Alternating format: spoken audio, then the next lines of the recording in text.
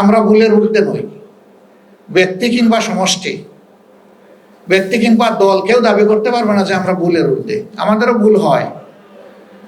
আপনারা যদি দর্পণ হয়ে থাকেন তাইলে আপনাদের কাছেই তো ভুল আমাদের ধরা পড়বে।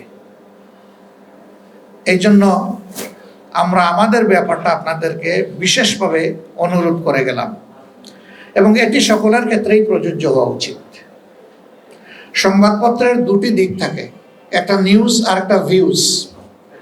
নিউজটা মেহরবানি করে অবিকল ডেলিভারি দেন, আর ভিউজে আপনি যা চান সেটা তুলে ধরেন।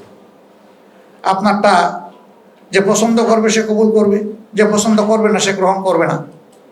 কিন্তু নিউজের ক্ষেত্রে যদি এটা কোনো ক্ষেত্রে পরিবর্তন হয়ে যায়, তাহলে সেন্স পরিবর্তন হয়ে গিয়ে যিনি কথাটা বলেছেন তার উপরে আসলে সুবিচার হয় না, এবং এইরকম অবিচারের ভিকটিম অনেকেই হন, হয়তো আমিও হই মাঝে মধ্যে। কিন্তু বৃহত্তর স্বার্থে আমরা অনেক সময় সেটাকে সামাজিক কোনো অস্থিরতা সৃষ্টি না হোক সেই জন্য আমরা অনেক সময় হজম করে যাই।